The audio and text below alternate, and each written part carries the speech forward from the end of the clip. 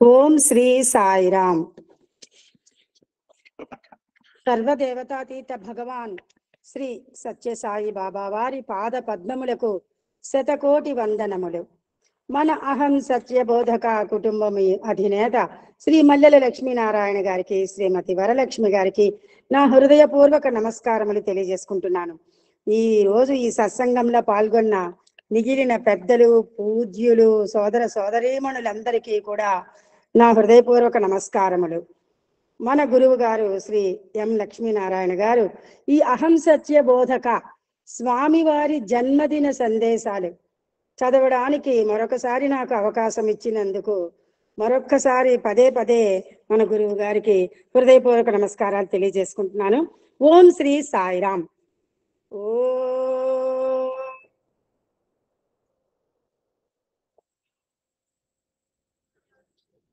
సాయేశ్వరాయ విద్మహే సత్యదేవాయ ధీమహి తన్న సర్వ ప్రచోదయాత్. ఈరోజు 1966 నవంబర్ 23వ తారీఖున స్వామివారి జన్మదిన సందేశం గురించి తెలుసుకుందాము.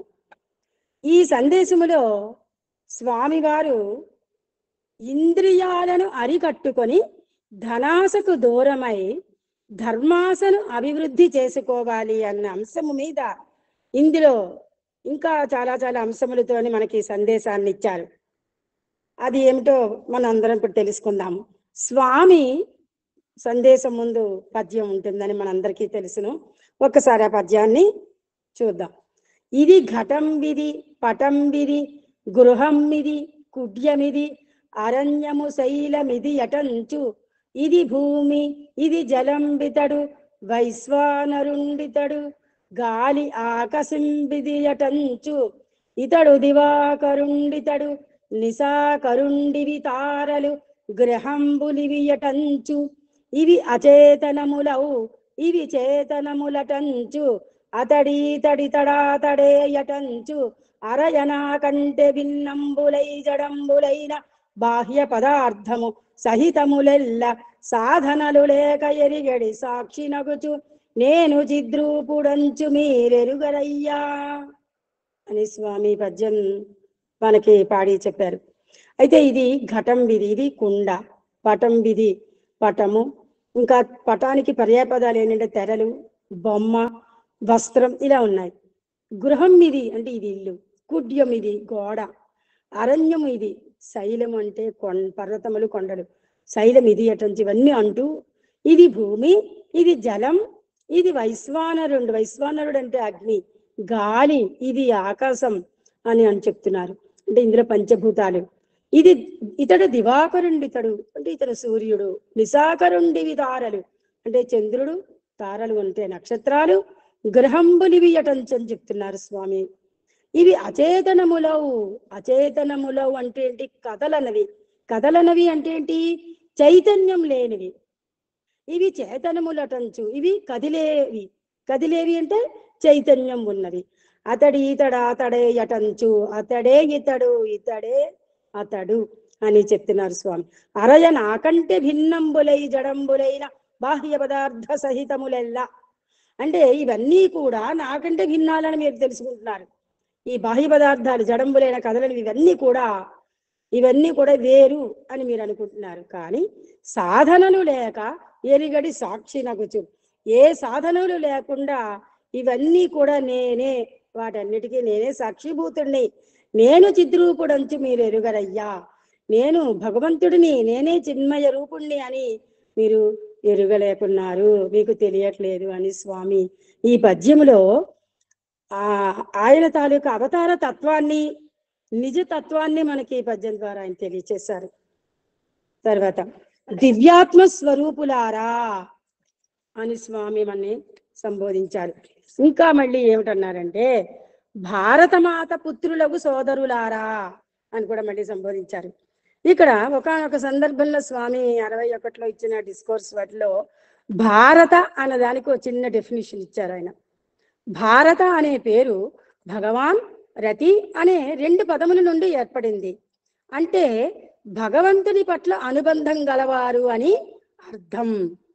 అందువల్లనే భారతదేశం ప్రపంచానికే గురుస్థానంలో ఉంది అని అప్పుడు స్వామి ఆ డిస్కోర్స్ లో తెలియచేశారు మనకి.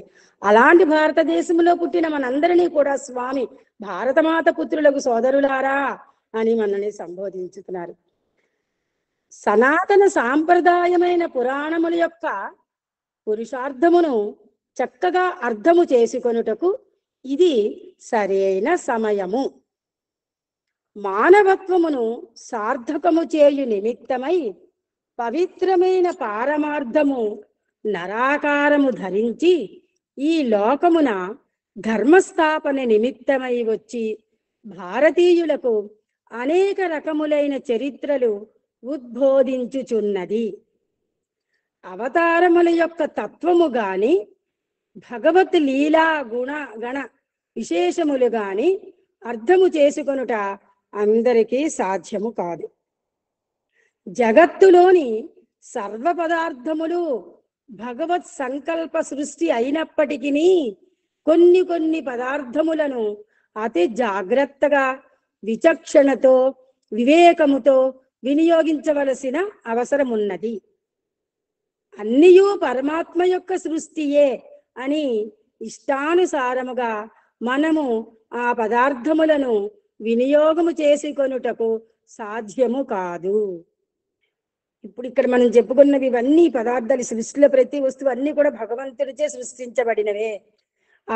అవన్నీ భగవత్ సంకల్ప సృష్టి అయినప్పటికీ ఆ పదార్థాలన్నీ సమస్త పదార్థాలని కూడా మనము ఎంతో జాగ్రత్తగా విచక్షణతో, అంటే ఏంటి, మంచి ఇది చెడ్డ, వివేకముతో మనము మన బుర్ర తెలివితేటలను ఉపయోగించి వివేకంతో వినియోగించవలసిన అవసరం ఉన్నదని స్వామి ఇందులో తెలియజేస్తున్నారు.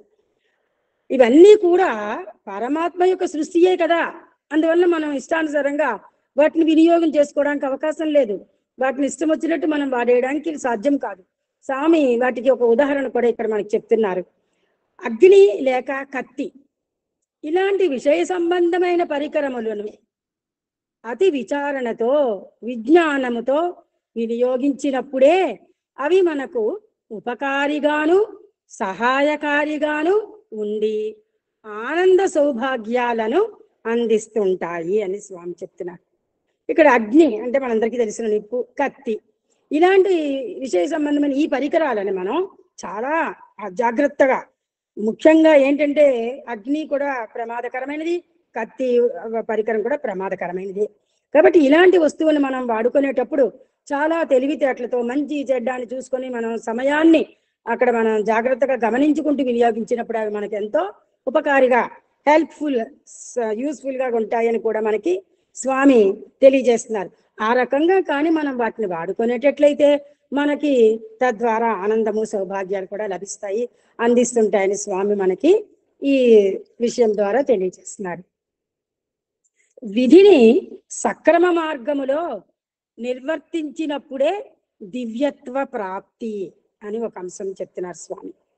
తర్వాతి అంశం, ఆ రీతిగా అంటే ఆ పద్ధతిలో మానవుని యందు గల ఇంద్రియములను కూడాను విచారణ వివేక బుద్ధితో వినియోగించుకున్నప్పుడే వాటి ద్వారా సుఖ శాంతులను మనం అందుకోగలము అని స్వామి ఇక్కడ చెప్తున్నారు. ఆ మీదని భగవంతుని సృష్టిలో ఏర్పడిన ప్రతి వస్తువుని మనం ఎలా విచక్షణ వివేకముతో ఉపయోగించుకోవాల్సిన అవసరం ఉందో ఆ రీతిగానే మనలో ఉన్న ఇంద్రియములు కూడా విచారణ వివేక బుద్ధితో వినియోగించుకున్నప్పుడే మానవులందరూ సుఖశాంతులను పొందగలరు, మనం అందుకోగలమని స్వామి ఈ అంశంలో చెప్తున్నారు. ఇంద్రియములందు జిహ్వ గుహ్య అనే 2 ఇంద్రియములున్నవి. అతి జాగ్రత్తగా మనము వినియోగించుకోవలసిన అవసరం ఉన్నది. ఇక్కడ ఈ ఇంద్రియములందు జిహ్వ అంటే మనకు తెలుసును నాలిక, గుహ్య లేదా గుహ్యము అంటే స్త్రీ తాలూకా జననేంద్రియము గుహ్య అంటే. తిరిగి ఈ రెండింటి యందు జిహ్వ అతి ప్రధానమైనది అని స్వామి చెప్తున్నారు, ప్రమాణమైనది. ఎలాగంటే జిహ్వ యొక్క చాపల్యమును పురస్కరించుకొని గుహ్యము కూడాను ఉద్రేకించుతుంది. అది ఇక్కడ స్వామి చెప్తున్నారు. ఈ గుహ్యము యొక్క ఉద్రేకమునకు జిహ్వయే పూర్ణ కారణము. ఇక్కడ జిహ్వ చాపల్యం అంటారు. ఇప్పుడు చూసారా, కొంతమంది పెద్దవాళ్ళు ఏంటంటే వాళ్ళకి నాలుకకి ఏవో రకరకాల రుచులు అవి కావాలంటే మనం వాళ్ళని అంటుంటారు, వాళ్ళకి జిహ్వ చాపల్యం ఎక్కువ ఉందండి, వాళ్ళు అవి తినాలి ఇవి తినాలి అని అనుకుంటున్నారు అనేసి అని. దానివల్ల ఏంటంటే అది కానీ మనకి బాగా మనము తినకూడని పదార్థాలు ఇంకేవో రకరకాలవన్నీ తినేస్తున్నప్పుడు గుహ్యము కూడాను ఉద్రేకిస్తుంది. తద్వారా ఎప్పుడైతే గుహ్యము యొక్క ఉద్రేకానికి జిహ్వ ఎప్పుడైతే కారణమైందో మనకి జిహ్వేంద్రియము అనే సాధన ద్వారా మనము వశము చేసుకోవాలి. తప్పితే అక్కడ మళ్ళీ మనకేంటవుతుందంటే ఆ జిహ్వ యొక్క చాపల్యాన్ని కానీ మనం తగ్గించుకోకపోతే ఈ గుహ్యము యొక్క ఉద్రేకం కూడా చాలా ఎక్కువైపోతుంటుంది. గుహ్యము యొక్క ఉద్రేకం ఎప్పుడైతే అయిందో మన జిహ్వ చాపల్యం తగ్గించుకోలేకపో, ఇంద్రియాన్ని మనం కంట్రోల్ చేసుకోలేకపోతున్నామో మనం పరమాత్మ మీద లేదా భగవంతుని మీదని మనము దృష్టి పెట్టలేకుండా అయిపోతాం. అందుకే మనం ఏమి చెయ్యాలంటే సాత్వికాహారము తీసుకున్నచో కామేచ్ఛ తగ్గును. కామం అరిషడ్ వర్గాల్లోని ఉన్న కామం అనే ఇచ్చ తగ్గుతుంది, ఇచ్చ అనేది తగ్గుతుంది. సాత్వికాహారం తీసుకోవాలి. తద్వారా మనము ఇంద్రియ నిగ్రహం సాధించి పరమాత్మపై మనం దృష్టి ప్రసరించగలము. అయితే అదే స్వామి కూడా ఇక్కడ చెప్తున్నారు, జిహ్వేంద్రియమును సరి అయిన సాధన ద్వారా మనము వశము చేసుకున్నప్పుడు మానవత్వము దైవత్వముగా మారటానికి చక్కని అవకాశము ఉంటుంది అని స్వామి ఇందులో తెలియజేస్తున్నారు. అందుకే స్వామి మనకేం చెప్పారంటే 61లో ఆ ప్రాంతంలో అతను చెప్పిన డిస్కోర్స్లోనే ఒక 2-3 లైన్లు తెలిసి రాసుకున్నాను. అవి ఏంటంటే స్వామి ఏం చెప్పారంటే మన ఈ జిహ్వేంద్రియాన్ని మనం సాధన ద్వారా వశం చేసుకున్నప్పుడు అన్నప్పుడు ఏం చేయాలి, మనం నామస్మరణ చేయవలెను. నామస్మరణ భగవంతుని మీద మనం దృష్టి కేటాయించలేకపోయినా, ఒక ధ్యానం చేయలేకపోయినా నిరంతరము నామం చేసుకుంటూ ఉండాలి. ఓం శ్రీ సాయిరామ్ లేదా ఓం సాయి గాయత్రి, ఇలా మనం ఏదో మనకి నచ్చిన నామం చేస్తుంటే ఆ జిహ్వని మనము వశం చేసుకోవడానికి అవకాశం ఉండి ఆ మనలో ఉన్న మానవత కూడా దైవత్వముగా మారటానికి చక్కని అవకాశం ఉంటుందని స్వామి ఈ పేరాలో మనకి తెలియజేస్తున్నారు. ముండే ముండే మతిర్భిన్న అని ఒక క్యాప్షన్, ఒక కొటేషన్ అన్నమాట అని స్వామి చెప్పారు. అని మానవులందు 2 మనసులు పూర్తిగా ఏకమైన సందర్భములు కానీ 2 మనసులు ఏకమై చేసిన పవిత్రమైన కార్యము గాని చాలా అరుదుగా కనిపిస్తుంటాయి. ఇక్కడ ముండే ముండే మతిర్భిన్న అంటే ఇక్కడ తల ముండే అంటే తలలు రకరకాల తలలకి మతిర్భిన్న రకరకాలైన ఆలోచనలు వస్తుంటాయండి. లోకో భిన్న రుచి అని మన పెద్దవాళ్ళు మనకి చెప్తుంటారు. ప్రజలందరికీ ఒకే రకమైన అభిప్రాయం అనేది ఉండదండి. ఇక్కడ స్వామి కూడా మనకి ఏం చెప్తున్నారు, అందుకే చెప్పారు మానవులలో ఏ 2 మనసులు పూర్తిగా ఏకమైన సందర్భాలు చాలా తక్కువ అని చెప్తున్నారు. అలాగే మానవులలో ఏ 2 మనసులు కూడా కలిసి ఏకమై పవిత్రమైన కార్యం చేయడం అనేది చాలా అరుదుగా కనిపిస్తుందని స్వామి తెలియజేస్తున్నారు. అయితే భిన్న భావము మన యందు ఉన్నంత వరకు చూసారా, ఏ మనిషితోనే మనము కలివలేనప్పుడు, వాళ్ళ అభిప్రాయాలతో మనం కలుసుకోలేనప్పుడు, మన అభిప్రాయాలతో వాళ్ళు కలుసుకోలేనప్పుడు మన యందు ఉన్నంత వరకు కూడా అంట ఆత్మజ్ఞానం అనేది మనకు లభించదు అని స్వామి చెప్తున్నారు. అంతే కదా, మన అభిప్రాయం వాళ్ళతో కలవాలి, వాళ్ళు చెప్పింది మనం వినాలి. అందుకే వినదగులు ఎవ్వరు చెప్పిన వినంతర వేగపడకంటారు. అయితే ఏంటంటే వాళ్ళు చెప్పిన అభిప్రాయం కూడా మనం కూడా కలుసుకోవడానికి, మన అభిప్రాయం వాళ్ళకి చెప్పి 2 కలుసుకోవడానికి ప్రయత్నం సాధన అనేది కూడా మనం చెయ్యాలి. 2 మనసులు ఏకమైన ప్రదేశమునందే ఆత్మజ్ఞానము కూడా దేదీప్యమానముగా వెలుగుతూ ఉంటుంది అని స్వామి మళ్ళీ చెప్తున్నారు.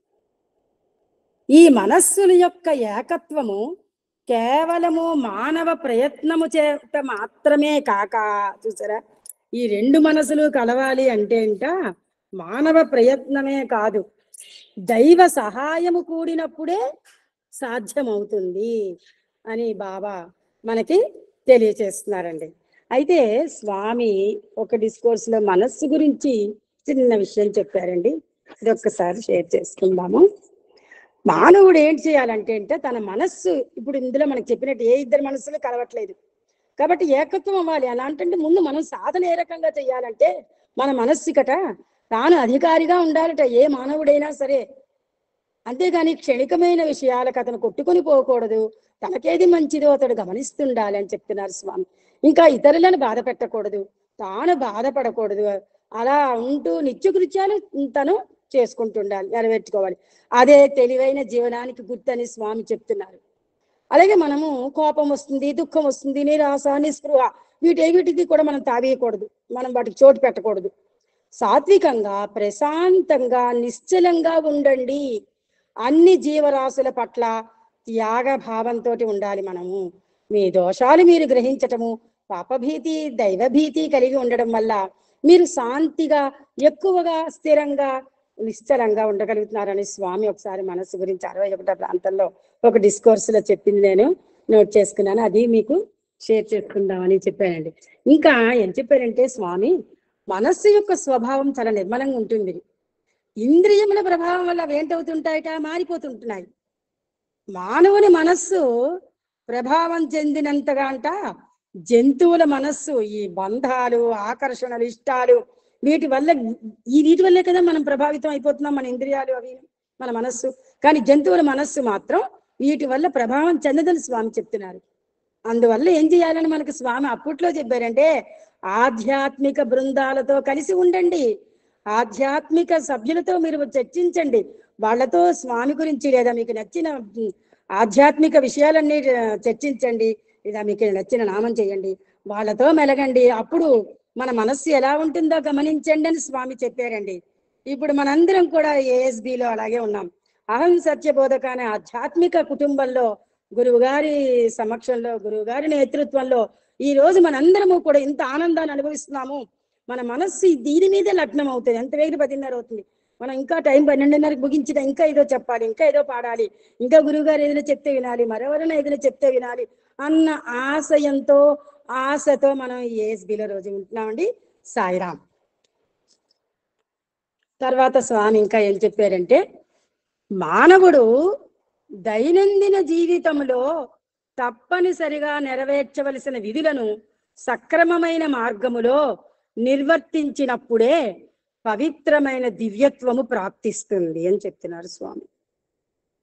మనము నిత్య జీవితంలో ప్రతి మనిషి ఏదో తన ఉదర పోషణార్థం, కుటుంబాన్ని జరిపించడం కోసం నిత్య జీవితంలో మనం తప్పనిసరిగా కొన్ని డ్యూటీస్ చేస్తుంటాం.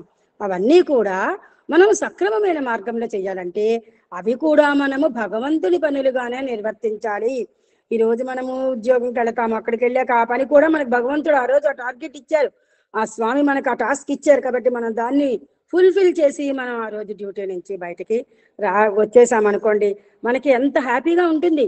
ఒకవేళ కొంచెం పని ఒత్తిడి ఎక్కువ ఉన్నా, అయ్యో అది మనం పూర్తి చేసి వెళ్ళిపోతేనే బాగుంటుంది అన్న తత్వంలో ఉంటాము. అలా ఉండాలి అని స్వామి చెప్తున్నారు. అలా ఉన్నప్పుడే మనకి పవిత్రమైన దివ్యత్వం కూడా లభిస్తుందని స్వామి చెప్తున్నారు. ఇంకా తన బాధ్యతలు సక్రమంగా నిర్వర్తించక దివ్యానుభూతులు సంప్రాప్తించాలని ఆశించటం సరికాదు. మనం చేయవలసిన డ్యూటీ సక్రమంగా చేయకుండా బాబా నాకు అవిచ్చి, లేదా వెంకటేశ్వర నాకు అవిచ్చి, ఇంకేదో ఇచ్చి అని అడగడము భావ్యము కాదు. ఎందుకంటే మనము చేయవలసిన డ్యూటీ చెయ్యాలి. మనము తెల్లవారు లేచి 2 చేతులు జోడించి ఒక నమస్కారం భగవంతుడికి పెట్టడమే. అదేమన్నా ఆయన చేయమన్నారు, మన ఎవరు అడుగుళ్ళు మొయ్యమని లేదు. ఏ భగవంతుడు చెప్పినా, ఎవరు ఏం చెప్పినా మనకు అందరూ కూడా నమస్కారం పెట్టండి, లేదా మీకు ఏ తోస్తే అది చేయండి. మీరు 5 నిమిషాలైనా కేటాయించుకోండి. లేదా స్వామి ఇంకా ఒక సందర్భంలో డిస్కోర్స్ లో చెప్పినప్పుడు ఏం చెప్పారంటే, మీరు ఏది చేయలేరు, పక్క వాళ్ళతో కూర్చున్నప్పుడు ఆ కబుర్లు కాకుండా స్వామి గురించి 4 కబుర్లు చెప్పుకోండి. లేదా నీకు ఏ భగవంతుడు నచ్చింది ఆ భగవంతుడి గురించి, అందులో మనము ఏమి ఆచరించగలము, ఏమి ఆచరించలేము, ఇలాంటి విషయాలు మనం చర్చించుకున్నా కూడా మనకి భక్తి ఉన్నట్టే. ఆ రోజు మీరు ఒక మంచి ఆధ్యాత్మిక కార్యక్రమంలో ఉన్నట్టే అని స్వామి కూడా అప్పుడు అందులో ఒకసారి చదివానండి నేను, అది మీకు తెలియజేశాను. అయితే కాబట్టి శాసించడం సరికాదు. కాబట్టి ప్రతి మానవుడు చిన్న చిన్న విషయముల నుంచి పెద్ద విషయముల వరకు వివేక బుద్ధితో, విచక్షణ జ్ఞానంతో విచారణ సలిపి సత్యాసత్య విషయములను విభాగము చేసి సత్యమునే అందుకునే ప్రయత్నానికి పూనుకోవాలి అని స్వామి లాస్ట్లో పేరాల చెప్తున్నారు. అంటే ఏంటి, చిన్న చిన్న విషయాల దగ్గర నుంచి పెద్ద విషయాల వరకు మనకి రకరకాలు ఏవో సమస్యలు వస్తుంటాయి. కాబట్టి ప్రతి మానవుడు వివేక బుద్ధితో మన బుర్రలో ఉన్న తెలివితేటలను ఉపయోగించుకొని ఇది మంచి ఇది చెడు అనే జ్ఞానంతో ఆలోచించి విచారణ సలిపంటే మనము వాటిని ఆలోచన చేయాలి. అప్పుడు ఇంకా అందులో ఏంటి, సత్యాసత్య విషయమైన విభాగం చేసుకోవాలి, మళ్ళీ డివైడ్ చేసుకోవాలి. ఇందులో సత్యమేది అసత్యమేది ఇలాంటిని మనం డివైడ్ చేసుకొని అందులో సత్యమునే మనం అందుకునే ప్రయత్నం చెయ్యాలి అని స్వామి ఈ పేరాలో చివరి వాక్యంతో మనకి తెలియజేస్తున్నారు. తరువాతి అంశము, నాలుకను వశం చేసుకొనినా లోకాన్నే కాక లోకేశ్వరేశ్వరుని వశం చేసుకోవచ్చు. జిహ్వను మొట్టమొదట అరికట్టుకోవటానికి పూనుకోవాలి. నాలిక ఉన్నది కదా అని చెప్పి మనము ఏదో మాట్లాడేస్తూ ఉంటాము, ఫ్లోలో వెళ్ళిపోతుంటాయి. కొంతమందికి ఆవేశంలో ఏవో వెళ్ళిపోతుంటాయి. స్థిర చిత్తంగా ఉండి నాలుకను చాలా కంట్రోల్ చేసుకుంటూ బ్యాలెన్స్డ్గా నలుగురిలో కూర్చున్నప్పుడు 10 మందిలో కూర్చున్నప్పుడు ఏ రకమైన సమావేశంలో మనం ఉన్నా, అది ఆధ్యాత్మికమా లౌకికమా కుటుంబాలతోనా సంఘంలో ఇంకెవరితో ఉన్నామా ఎన్ని రకాలుగా ఉన్నా మనము నాలుకను జిహ్వను మాత్రం అరికట్టుకోవటానికి సిద్ధంగా ఉండే మనం అందులో పాల్గొవాలి. ఈ జిహ్వకు ఇష్టము వచ్చిన పదార్థములు అందించటం వల్లనే ఇంద్రియములు కూడాను ఇష్టము వచ్చిన రీతిగా సంచరిస్తూ వస్తున్నాయి అని చెప్పారు స్వామి. మన జిహ్వకి ఏది పడితే తినడం వల్లే కదా మనకి కోరికలు ఎక్కువ పడుతుంటాయి. ఆ కోరికలు ఇస్తూ ఉండడం వల్ల మన ఇంద్రియాలు కూడా తప్పిపోతున్నాయి, వాటిని మనం తప్పించేస్తున్నాం. మనమే ఇష్టం వచ్చిన రీతిగా సంచరిస్తూ ఉన్నాయి అని చెప్తున్నారు స్వామి.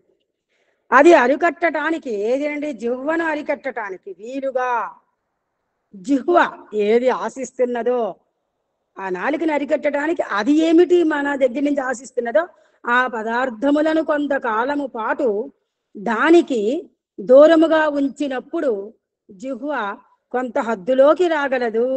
అంటే మనము ఆ జిహ్వ కోరుకుంది కదా అని చెప్పి ఇష్టం వచ్చిన పదార్థాలన్నీ కూడా మనము వాటికి జిహ్వకి అందించకూడదు, తినకూడదు, వాటిని దూరంగా ఉంచాలి, సాధన చెయ్యాలి. అందుకే మనం ఇవాళ ఇది లేకపోతే తినము, ఇది లేకపోతే మేము భోజనం చేయలేము, అది ఉండాలండి, వేడిగా ఉండాలండి, ఎలా ఉండాలి, ఇంకా ఉండాలి, ఇలా అనుకునే పద్ధతిలో మనము ఆ జిహ్వని కంట్రోల్ చేయలేము. కాబట్టి మనము సాధన చేస్తేనే ఆ జిహ్వ గుహ్య రెండు కూడా కంట్రోల్లో ఉంటాయని స్వామి మనకు ముందు పేరాలో తెలియజేశారు. కాన జిహ్వ కోరిన పదార్థములను మనం అందించడానికి పూనుకోకూడదు, అది కూడా చెప్తున్నారు స్వామి. తర్వాత జిహ్వ కొంత హద్దులోకి వచ్చినా జిహ్వ కోరిన పదార్థాలు మనం అందించడానికి మనం అసలు ఇంకా రెడీ అవ్వకూడదు, వాటిని మనం చెయ్యి తినం అని అనేసుకోవాలి. ఇంకా అందు నిమిత్తమై స్వామి ఒక ఉదాహరణ చెప్పారు. ఆనాటి కాలమందు త్రేతాయుగములో వశిష్ఠ మహర్షి చాతుర్మాస దీక్ష పూనాలని శ్రీరామచంద్రునికి బోధించాడు. చాతుర్మాస దీక్ష అంటే మనందరికీ తెలుసును. అయితే ఇప్పుడు కలియుగంలో చాతుర్మాస దీక్ష ఒకలా చేస్తున్నాం అందరం. అప్పుడు ఇంకా కష్టంగా ఉండేది త్రేతాయుగం అంటే. ఆ చాతుర్మాస దీక్ష యొక్క ముఖ్యోద్దేశము ఏమని రాముడు ప్రశ్నించగా, జిహ్వను అరికట్టటం చేత గుహ్యము కూడాను కొంత బంధనలో ఉండగలదని, తద్వారా భగవత్ ప్రాప్తిని సునాయాసంగా అందుకోగలమని జిహ్వేంద్రియము యొక్క మహత్తరమైన శక్తిని చక్కని ఉదాహరణములతో బోధించాడు వశిష్ఠ మహర్షి శ్రీరామచంద్రునికి త్రేతాయుగములో. అప్పుడు ఈ చాతుర్మాస దీక్ష చెయ్యాలి అని ఆయన సూచన చేశారనమాట. రాముడు ప్రశ్నించగా కూడా ఏంటి ఈ వ్రతం ముఖ్య ఉద్దేశం అంటే, జిహ్వ అరికడితే ఈ గుహ్యము కూడా కొంత బంధనలో ఉండగలదు, అంటే కట్టుబడి ఉంటుంది, దాన్ని మనం బంధించి ఉంచగలము, తద్వారా మనం భగవత్ ప్రాప్తిని సునాయాసంగా అందుకుంటాము, చేరుకుంటాము. అందువలన ఆ జిహేంద్రియుని యొక్క శక్తిని వశిష్ఠ మహర్షి రాముడికి తెలియచేశారట, బోధించారు. తర్వాత పేరాలో స్వామి ఏం చెప్తున్నారో తెలుసుకుందాం. మానవునికి అనేక అంగములు ఉండినప్పటికీ ఒక్కొక్క అంగము ఒక్కొక్క కార్యకలాపమునందే ప్రవేశిస్తుంది. కన్ను చూడగలదు, చెవి వినగలదు, నాలుక మాట్లాడగలదు. అయితే ఈ ఇంద్రియముల మధ్య చిన్న భేదం ఉన్నది. నాలుక ఇప్పుడు మనం మీద చెప్పుకున్న కన్ను చెవి నాలుకలో నాలుక ఏంటంటే రెండు కార్యములు చేయగలదు, రెండు పనులు చేస్తుంది నాలుక. అదేంటంటే ఒకటి మాట్లాడటం అనే శక్తియే కాక రెండోది రుచి చూచే శక్తి దీనికి అదనంగా ఉంది. రెండు పనులు. మన నాలుక ఏంటంటే మనం మాట్లాడుకోవడానికి ఉపయోగపడుతున్నది, మనము తిన్న ఆహార పదార్థముల యొక్క రుచి కూడా మనకి తెలియచేస్తుంది. ఆ రెండు శక్తులు, ఆ రెండు పనులు కూడా నాలుక ఈ జిహ్వ చేయగలదు అని స్వామి మనకి తెలియజేస్తున్నారు. కనుక రెండు శక్తులు కలిగిన ఈ జిహ్వను అరికట్టటం చాలా ప్రధానమైన విషయంగా ఆధ్యాత్మికములో సూచించటం జరిగింది. మనం లౌకికంగా చూస్తే ఇష్టం మాట్లాడేస్తుంటాం. ఓ మన నాలుక ఏది రుచి బాగుంది, ఇది బాగుంది, మరి కొంచెం రెట్టింపు పరిమాణంలో దాన్ని తినేస్తుంటాం. అలా కాకుండా ఆధ్యాత్మికంగా మనం చూస్తే ఈ జిహ్వను అరికట్టడం అనేది మాత్రం రెండు శక్తులు ఉన్నాయి. నాలుకని అరికట్టడానికి మన ఆధ్యాత్మికంలో సూచించడానికే స్వామి మనకి ఎన్నో సూచనలు చేసి ఉన్నారు. జిహ్వను అరికట్టడానికి జిహ్వేంద్రియమును అరికట్టడం చేత మనము ఇంద్రియాలను వశము చేసుకొని ఆ ఇంద్రియాతీతమైన ఆనంద స్వరూపుడైన పరమాత్ముని అనుభవించుకోవటానికి అవకాశము కలుగుతుంటుంది అని స్వామి ఈ అంశములో తెలియజేస్తున్నారు. తర్వాత అంశము అవతార తత్వమును అర్థం చేసుకోవటము చాలా కష్టం. అవతార తత్వమును అర్థము చేసుకోవటం చాలా కష్టమైన విషయము. త్రేతాయుగమునందు అవతరించిన రాముని యొక్క చరిత్ర మానవ జాతికి అంతటికీ మార్గదర్శకమైన మహావిచిత్రమైన చరిత్ర రామాయణం. ఇందులో చెప్తున్నది ఏంటంటే ఒక అంశము, కట్టుకున్న భార్య కంటే ప్రజలే తనకు ప్రధానమనే సూత్రాన్ని నిరూపించిన వాడు శ్రీరామచంద్రుడు.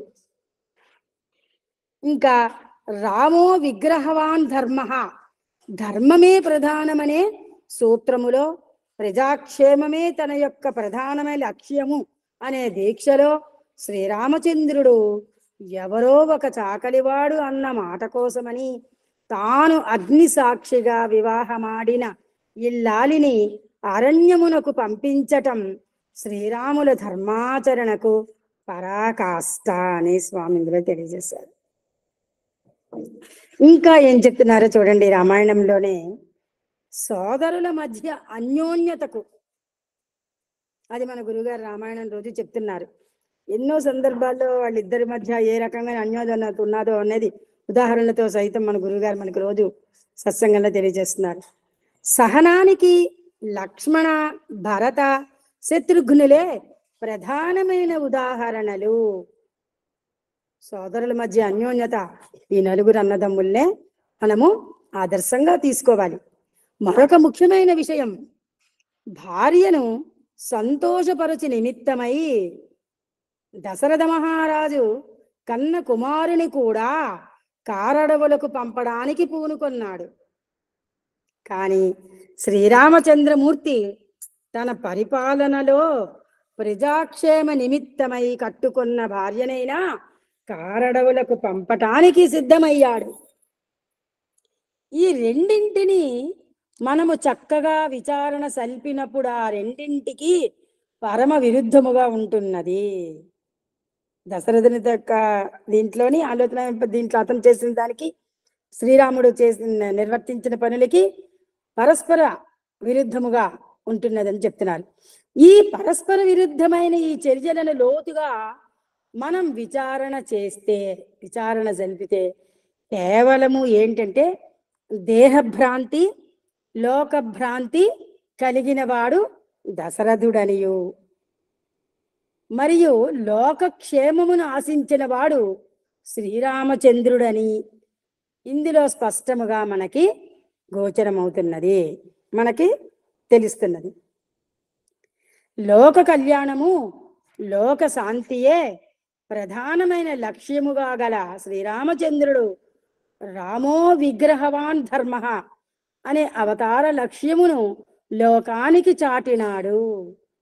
అయితే లోకమునందు బాహ్యార్థములను మాత్రమే విచారణ సల్పుతున్నారు, కానీ అంతరార్థమైన యథార్థ తత్వాన్ని ఎవరూ కూడాను విచారణతో అందుకోవటం లేదు అని చెప్తున్నారు స్వామి లాస్ట్లో. అంటే ఇప్పుడు లోకల్లో మనం అందరం రామాయణం కథ చదువుతున్నాం, రామాయణం చదువుతున్నాం, తెలుసుకుంటున్నాం, కానీ అందరం బాహ్యార్థములే, వాటికి బయటికి కనిపించే కారణములే, ఆ అర్థాలే మనం విచారణ చేసుకుంటున్నాం. ఏంటి, అయ్యో రాముడి చాకలే అతని మాటలు విని భార్యను పంపించేశారు, తండ్రి ఏమో భార్య మాట విని అతనుకు వరాల కోసం అని పిల్ల కొడుకుని కన్న కొడుకుని ఇలా చేశారు అని మనం ఇలాగా మన ఆలోచనలు చేస్తున్నాం, కానీ అందులో అంతరార్థమైన యథార్థ తత్వాన్ని ఎవరూ కూడా అందుకోవటం లేదు. అదే ఈ దేహభ్రాంతి అనేది లోకభ్రాంతి, లోకక్షేమం నాశించిన వాడు, లోక కళ్యాణం కోసమే శ్రీరామచంద్రుడు అలాంటి ధర్మాన్ని నెరవేర్చాడు అన్న విషయాన్ని మనము అందుకోవట్లేదని స్వామి ఇందులో మనకి తెలియజేస్తున్నారు. ఇక ద్వాపర యుగంకి వస్తే కృష్ణావతార తత్వము చూస్తే ఆయన చర్యలు కొన్ని అసభ్యంగా, కొన్ని పెడమార్గములు పట్టినటువంటివిగా మనకు తోస్తుంటాయి. ఎట్టివారికి, కేవలం లోక దృష్టితో చూచేవారికి పెడమార్గములుగా గోచరిస్తున్నాయి. కానీ నిజమైన భగవత్ తత్వాన్ని ఆకళించుకున్న మహనీయులకంతా అతి పవిత్రమైన పారమార్థికమైన రాజబాటగా అవగతమవుతాయి. అయితే ఇక్కడ కృష్ణావతార తత్వంలో ఆయన చర్యలు కొంతమందికి పెడమార్గములు, తప్పు మార్గాల్లో కనిపిస్తాయి, అసభ్యంగా కనిపిస్తాయి, కానీ మనము లోక దృష్టితో చూస్తే మాత్రం పెడమార్గములుగా గోచరిస్తున్నాయి. అంటే మన లౌకిక దృష్టితో చూస్తున్నాం, కానీ భగవతత్వాన్ని, ఆయనలో ఆ శ్రీకృష్ణ పరమాత్మలో ఉన్న భగవతత్వాన్ని కానీ మనము అవగతం చేసుకుంటే, మనం అర్థం చేసుకుంటే, అందరూ మహనీయులకి అందరికీ కూడా అవి పవిత్రమైన పారమార్థికమైన రాజబాట, అంటే మన భగవంతుణ్ణి చేరుకునే రాజబాటగా మనకి అర్థమవుతాయి, అవగతమవుతాయి. దీనికి ఆయన ఒక చక్కని ఉదాహరణ కూడా స్వామి చెప్తున్నారు మనకి. భక్తోద్ధారణ నిమిత్తము, భక్తులందరినీ కూడా ఉద్ధరించే నిమిత్తము భక్తులను హృదయానందమున ముంచి తన్మయులను చేసే నిమిత్తము కృష్ణుడు హస్తమునందు మురళి ధరించినప్పుడు భక్తులందరినీ భక్తి పారవస్యంలో ముంచి వారిని తన్మయులను చేసివేశాడు. అది అది సినిమాలోని శ్రీకృష్ణుడు మురళి వాయిస్తరికి గోపికలందరూ తన్మయులే నృత్యం చేస్తారు. జయ కృష్ణ ముకుంద మురారి, జయ గోవింద బృంద విహారి, జయ కృష్ణ ముకుంద మురారి. ఆ పాట వింటుంటే ఒళ్ళు జలదరిస్తూ ఆ వేణువే మనకు వినిపిస్తుందండి. వాళ్ళ నృత్యంలో మనకి ఏ రకమైన అసభ్యత కనిపించదు. అది ఎన్నిసార్లు మనం చూసినా విన్నా మనకి ఎంతో ఆనందంగా అనిపిస్తుంటుంది. అదే హస్తము, ఇప్పుడు ఆ మురళి వాయించిన శ్రీకృష్ణ పరమాత్మ ఏ మురళి వాయించి భక్తులందరినీ పారవస్యంలో ముంచి వాళ్ళని తన్మయం చేశాడో, అదే హస్తముతో ఆయన శిశుపాల జరాసంధ దంత భక్తులనే దుర్మార్గులను హతమార్చే నిమిత్తము చక్రము పట్టి వారి ప్రాణములు తీసింది. అక్కడ దుష్ట శిక్షణ. వారి ఎట్టి ఉన్మత్తులు, వీరు ఎట్టి ఉన్మత్తులు. అక్కడ ఈ రాక్షసులు ఎలాంటి వారు, ఈ ఇతని మురళి వాయించినప్పుడు మనం ఎంతో ఉన్మత్తులైపోయిన ఈ భక్తులు ఎలాంటి వారు, వీరు ఎలాంటి వారు, వీరు ప్రేమోన్మత్తులై భగవద్దాసులైనారు. ఆయన మురళి విని మనంత ఆనంద తన్మయంలో మునిగిపోయిన వాళ్ళందరం కూడా ఏంటి, ప్రేమోన్మత్తులై భగవద్దాసులైపోయాం. వీరేంటి, రాక్షసులు మదోన్మత్తులైపోయినారు. ఆ మదోన్మత్తులకు ప్రాణమే దూరమైంది, ప్రేమోన్మత్తులకు పరమాత్ముడే సమీపుడైపోయినాడు. మనకి స్వామి దగ్గరయ్యారు. ఆ రకంగా స్వామి మనందరికీ ఇప్పుడు ఎంత దగ్గరగా ఉండి మన చేత నిత్యము ఎన్నో కార్యక్రమాలు చేయిస్తున్నారు. స్వామి ఇది మీరే చేయించండి అని ఆయన దగ్గర నుంచి నా పటం దగ్గర చెప్పి, స్వామి మీరు ఇవాళ పని చేయించాలి, మేము వెళ్తున్నాం, మాకు ఇవ్వాలి అని స్వామితో చెప్తే, మీరు ముందు ఉండండి, మీరు మాతో ముందు ఉండి మమ్మల్ని నడిపించండి అని స్వామి పటం దగ్గర మనం అనుకోవాలండి. నేనైతే రోజు ఒకసారి స్వామి దగ్గర అలాగే అనుకుంటాను. ఉదయం నుంచి రాత్రి మనం బయటకు వెళ్ళినా ఏం చేసిన, స్వామి మీరే మమ్మల్ని పంపించాలి, మీరే చూడాలి అక్కడ, నాకు ఎక్కడైనా స్వామి ఉన్నా లేకపోయినా ఓం శ్రీ సాయిరాం సాయిరాం సాయిరాం అనుకుంటే స్వామి మన ముందు ఉన్నట్టే ఉంటారు, మనకు కనిపిస్తారు ఖచ్చితంగా. మనము ఖచ్చితంగా మనం అదే దృష్టి తెలిపితే మనకి మన ముందు ఉన్నట్టు కనిపిస్తారు. మన ఈ సత్సంగంలో కూడా అలాగ ఎంతమందికి జరిగిన అనుభవాలని చాలా మంది సోదర సోదరీమణులందరూ కూడా మనకి తెలియజేస్తున్నారు. ఓం శ్రీ సాయిరామ్. ఈ రెండింటి మధ్య తారతమ్యాన్ని మనం చక్కగా విచారణ చేస్తే బృందావనమందు కృష్ణుడు వేణువు నూదిన తక్షణమే గోపాలకులంతా తన్మయులైపోయి పరమాత్ముని అండ చేరటానికి, పరమాత్ముని సమీపించటానికి, పరమాత్ముని ప్రేమామృతాన్ని గ్రోలటానికి సర్వకర్మలు విసర్జించి మానాభిమానములు తిరస్కరించి పరుగెత్తి పరమాత్మ చెంతకు రావటానికి పూనుకొన్నారు అని స్వామి ఈ ఇంద్ర అంశాన్ని తెలియచేస్తున్నారండి. అయితేనట ఇక్కడ చిన్న విషయం చెప్తాను. భగవాన్ బాబా వారు ఒకసారి బృందావనంలోని స్వామి అడుగులు వేసుకొని వస్తున్నారు. దర్శనాల కోసం వస్తున్నప్పుడు బృందావనంలో నెమళ్ళు, జింకలు, బాతులు చాలా ఉన్నాయి. పూల తోట కూడా చాలా అందంగా ఉంటే చల్లని గాలి వస్తున్నది. సూర్యోదయం కావడం వల్ల అరుణ కాంతులు స్వామి మీద పడడంతో ఆ దృశ్యము అక్కడ ఉన్న అందరికీ చూడ్డానికి ఎంతో ఆనందకరంగా ఉంది ఆ సుందర దృశ్యం. అప్పుడు స్వామి అక్కడ ఉన్న వాళ్ళలో ఒక అతనితో పలకరించి ఇలా అన్నారట. ఏమన్నారంటే, చూసావా స్వామి దర్శనంతో నెమళ్ళు ఎలా పురివిప్పి నాట్యం చేస్తున్నాయో, బాతులు రెక్కలు ఆడించుకుంటూ నీటిలో ఎంత చక్కగా ఈదిలాడుతున్నాయో, జింకలు పరిగెత్తుకుంటూ దగ్గరికి వస్తున్నాయి, పూలు వికసిత వదనాలతో తలలు ఆడిస్తున్నాయి, ప్రకృతి అంతా పులకరిస్తున్నది. మనుష్యులు ఇంకెంత ఆనందంగా ఉండాలి చెప్పు, కళకళలాడుతూ కిలకిలా నవ్వుతూ ఉండాలి మానవులు, మనుషులు అని చెప్పి క్యాస్టర్ ఆయిల్ ఫేస్ పెట్టుకోకూడదు అన్నట్టు. క్యాస్టర్ ఆయిల్ అంటే మనందరికీ తెలిసిన ఆముదం తాగినట్టు మొహం పెట్టుకోకూడదు అని స్వామి అక్కడ చెప్పారట. ఇలాగేంటే ఇప్పుడు ఈ స్వామి కృష్ణావతారంలో కూడా వీళ్ళ భక్తులు, గోపాలకులు, గోపికలు వీళ్ళందరూ కూడా అంట కృష్ణావతారంలోని ఆవులు కూడాను కృష్ణుడి తాలూకా దర్శనం అయితే కానీ మేతకు వచ్చేవి కావటవి. ఇంకా గోపబాలులు అయితే అసలు భోజనమే చెయ్యరు. గోపికల మాట సరే సరే, మంచినీళ్ళైనా వాడు ముట్టరట. స్వామి ఆ కృష్ణ పరమాత్మ చెప్పే ముచ్చట్లు వినకపోతే కానీ నిద్రపోరదట, అంత భక్తి వారిది. గోపాల నీవు దృగ్గోచరంబవకున్న గోవులు గరికైన కొరక వంట, నీ దర్శనము లేక నీవు చెంతన లేక గోపబాలురు కుడువరంట అని స్వామి ఈ పద్యంలో తెలియజేస్తున్నట్టుగా ఈ అంశాన్ని మీకు షేర్ చేసుకుందాం అని చెప్పానండి. అది సాయిరామ్. చూడండి, మనం కూడా పుట్టుపర్తి వెళ్తాం, ఉదయం నగర సంగీతం వెళ్ళిపోతాం, అక్కడి నుంచి మరి లేవం. ఆ నగర సంగీతం అయిపోగానే టైం అయిపోగానే దర్శనాలు కూర్చుని పోతాం. టిఫిన్ మీద దేని మీద దృష్టి ఉండదు. ఎంత బాగా స్వామిని చూస్తాము. స్వామి దర్శనం అయిన వెంటనే భజన అయిపోతుంది. స్వామి ఆ రోజు ఏమైనా చెప్తారా లేదా దర్శనం అయిపోగానే భజన అయిపోగానే మనం అప్పుడు బయటకు వచ్చి ఏదైనా తినడానికని ఆలోచిస్తాం. అంతవరకు మనకి తిండి మీద దృష్టి ఉండదు. ఎంత వేగ స్వామిని చూస్తామనే మన దృష్టి ఉంటుంది. ఇప్పుడు కూడా మనందరం అలాగే కృష్ణావతారంలో అలాగే మన భక్తులందరూ కూడా అలాగే ఉన్నారని మీకు షేర్ చేసుకుంటున్నాను అండి. సాయిరామ్ నా అభిప్రాయం. అయితే సాయిరామ్ టైం ఉందా? ఒక్క పిసిరి పేర కంప్లీట్ చేసేస్తానండి. ఆ పేర 15 పేజీల పేర వరకు కంప్లీట్ చేయాలి, రాసక్రీడల వరకు. అలాగే సాయిరామ్. మన భారత భాగవతములందున్న ఈ పవిత్రమైన ఘట్టములనంతా కొంతమంది వక్రబుద్ధులు వక్రీకరించి పెడమార్గములంతా బోధిస్తూ వస్తున్నారు. కానీ అందులో యథార్థమైన విషయము ఏమంటే, ఈ ప్రపంచమే ఒక బృందావనం. ఈ ప్రపంచమందలి బృందావనం లోపల ప్రతి ఒక్కరూ గోపికలే, గోపబాలురే. వీరందరూ చేరిన ఈ బృందావనమునకు అధిపతి ఆదిదేవుడైన ఆ పరమాత్ముడే.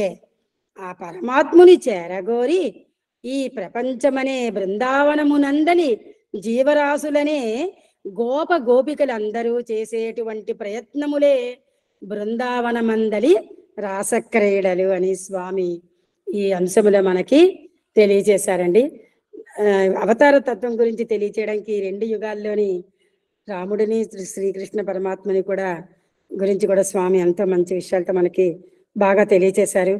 తర్వాత భగవాన్ నాకు ఈ అవకాశం ఇచ్చినందుకు, మన గురువు గారు నాకు ఈ అవకాశం ఇచ్చినందుకు శతకోటి వందనములు తెలియచేసుకుంటూ వింటున్న మీ అందరికీ కూడా హృదయపూర్వక నమస్కారాలు తెలియజేసుకుంటూ సాయిరామ్. అందరికీ సాయిరామ్. ఓం శ్రీ సాయిరామ్.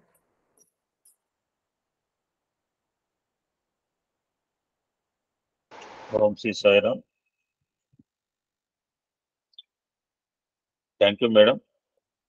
మధ్యలో ఆపాను, ఏమనుకోకండి.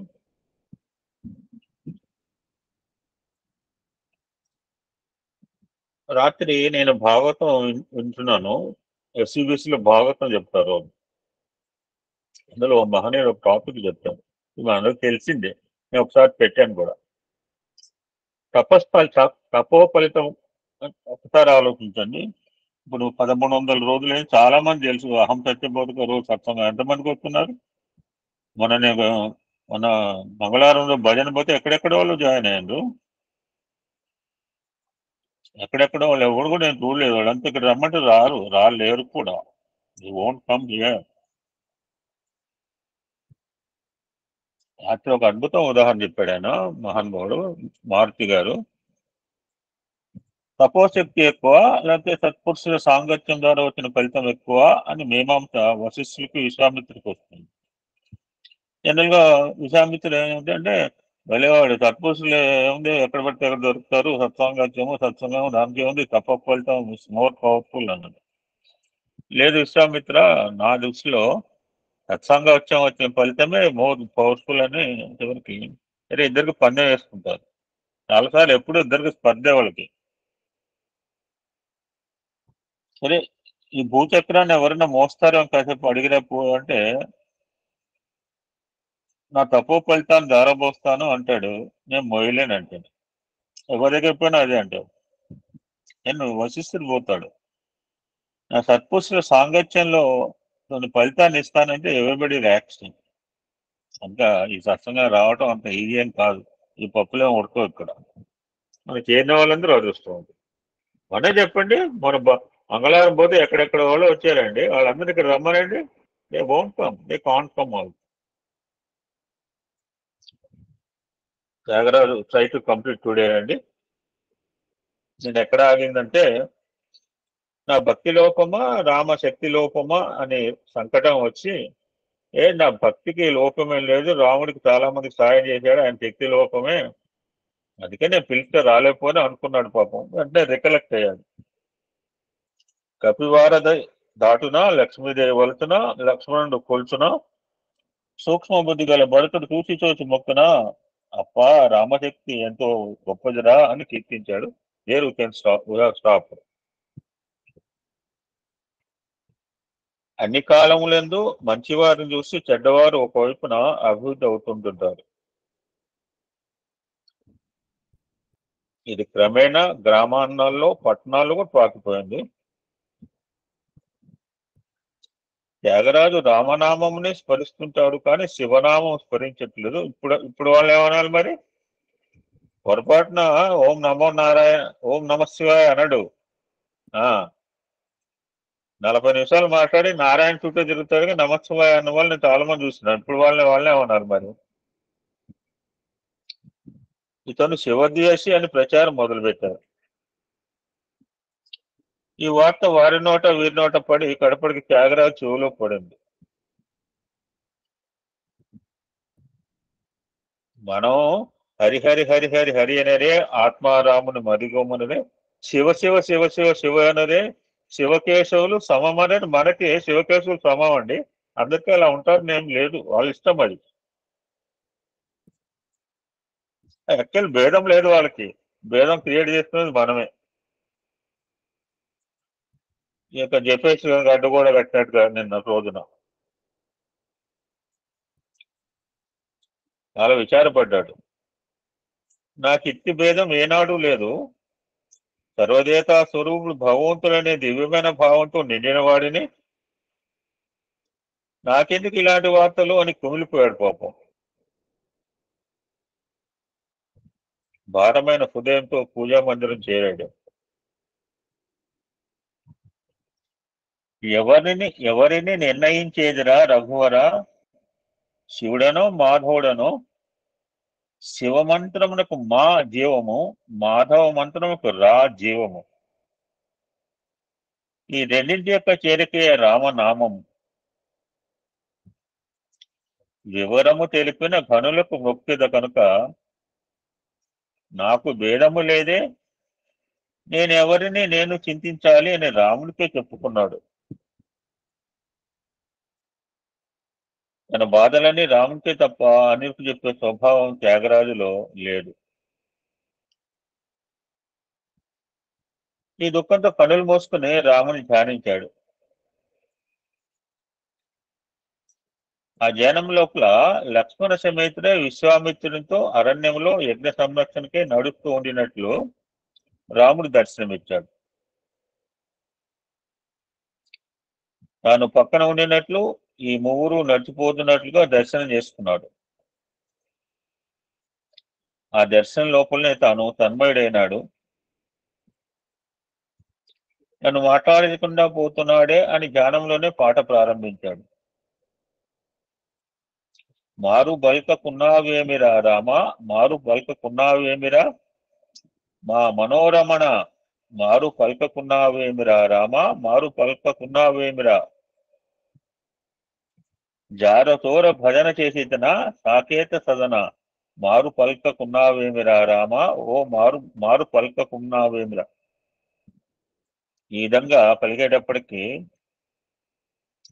కమల సీతమ్మ పరిగెత్తుకుని వచ్చారు. కమల సీతమ్మ అంటే తెలుసు మీకు, ఎవరంటే నేనేం చెప్పలేను. త్యాగయ్యకు కుప్పయ్యర్ అనే ఒక కుప్పయ్యర్ అనే ఒక ముఖ్య శిష్యుడు ఉండేవాడు. ఈ కుప్పయ్య కూడాను త్యాగరాజుతో శృతి కలిపి పాడేవాడు అని చెప్తున్నారు స్వామి. ఏమిటో జరుగుతున్నదని వాళ్ళు ముగ్గురు వెనుక నిల్చుని వింటూ ఉన్నారు.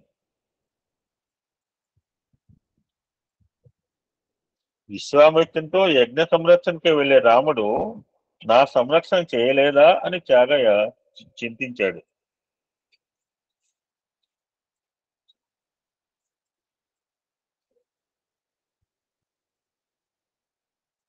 ఈ విధంగా ఉండి ప్రయోజనం లేదనుకున్నాడు. తొలిజాములో రాత్రి భార్యకు చెప్పలేదు, తల్లికి చెప్పలేదు. ఒంటరిగా చీకట్లో కావేరి నదికి నడిచిపోతున్నాడు. రాముడు లేని బతుకు నాకెందుకు, రామదర్శనం లేని చూపు నాకెందుకు, ఇక కావేరిలో పడిపోవచ్చునని వెళ్ళాడు. మోకాలు నీటిలో దిగాడు. రాములను అనేక విధంగా ప్రార్థించి చేతులు జోడించుకుని ఒక్క మునుగు మునిగాడు. దోషుల్లో రామ విగ్రహం వచ్చి చేరింది. తక్షణమే ఈ వార్తను ఇంటికి తెలియజేశాడు. మనం తుకారం సినిమాలో కూడా చూడు, అభంగాలు కనుక నదిలో పడేస్తే మళ్ళా అభంగాలన్నీ రావటం కూడా జరిగింది. దేవాలయం పల్లకిని తీసుకుందామని కబురు పంపాడు. ఈ లోపల తెల్లవారింది. గ్రామస్తులందరికీ తెలిసిపోయింది. మనం చూస్తుంటాం, శివాజీ అంటుంటాడు, నువ్వు భక్తులను తెలుసు తుకారం, జనాలకు తెలియాలి కదా అనే లాస్ట్ బిట్ అనమాట. శివాజీ తుకారం సీన్ గుర్తు చేసుకోండి సినిమాలో. ఉన్నావా అసలు ఉన్నావా అంటూ పడతాడు అనమాట. ఎంత అద్భుతంగా పడారు గడతాలు గారు. 26లో ప్రతి వ్యక్తి బ్రహ్మముహూర్తం నుండి కావేరీ నదిలో స్నానం చేయటము వాడుక. అసలు తమిళనాడు వాళ్ళకి ఎక్కువ భక్తి. నేను ఎవరిని తక్కువ చేయట్లేదు. అందరూ కావేరీ నదికి వచ్చి త్యాగరాజు ఆనందం చూసి ఎంతో ఆనందించారు. తిరిగి రాముడు చిక్కాడు అనే విషయం తెలిసేటప్పటికి సీతమ్మ కమల ఎంతో ఆనందంగా పుష్పాలు, పసుపు, కుంకుమ, కొబ్బరికాయలు వగైరా తీసుకుని ఆ కావేరీ నది తీరానికి బయలుదేరి వచ్చింది.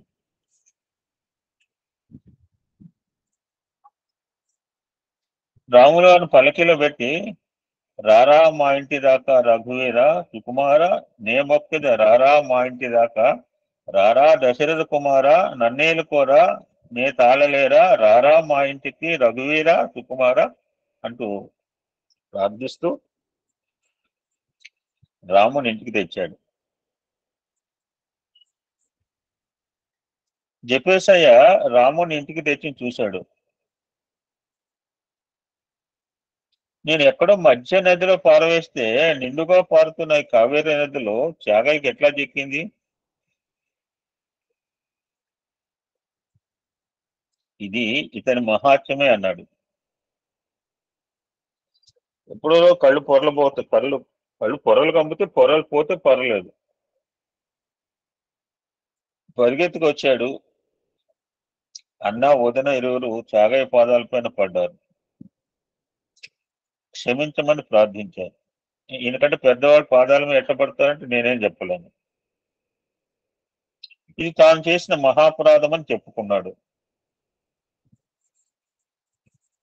అప్పుడు తమ్ముడు తిరిగి అన్నపాదములకు మొక్కుతూ, అన్నా, ఇది నీవు చేసిన పని కాదు, రాములు నన్ను పరీక్షించిన పని. టెస్ట్ టేస్ట్ టు అని స్వామి అంటుంటారు. చిన్న టెస్ట్ చేస్తేనే మనం తట్టుకోలేకపోతాం. టెస్ట్ ఆయన పరీక్షించడం. పరీక్షలు ఎందుకంటే టు హ్యావ్ బెటర్. మార్చిలో పరీక్షలు పెడతారు. ఇక పరీక్ష విధానమే మారిపోతుంది. ఆ పరీక్షలే ఉండవట పిల్లలు. ఎంత అదృష్టవంతులు. మనం ఈ కాలంలో పుట్టింటే బాగుండదు. అప్పుడు 7th class common examination, SSC అన్ని పరీక్షలు అండి. No test.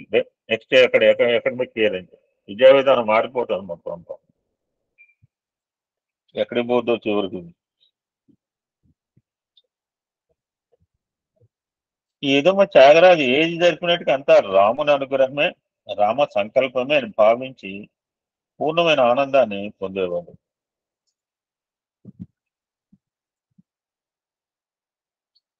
పోయిన విగ్రహాలు దొరికి ఈ త్యాగరాజు యొక్క మహత్తరమైన శక్తి భక్తి ప్రపత్తులు లక్షణమే అని విన్నాడు తంజావూరు రాజుగారు. ఈ డిసైడెడ్. అతను కూడా కనువిప్పగలిగింది. ఇంకా పదే పదే ఇతను పిలిచి బాధ పెట్టడం మంచిది కాదని నిశ్చయించుకున్నాడు.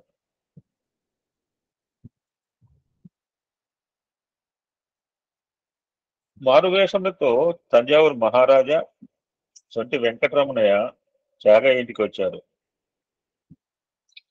ఆనాడు రామ కళ్యాణం జరుగుతోంది.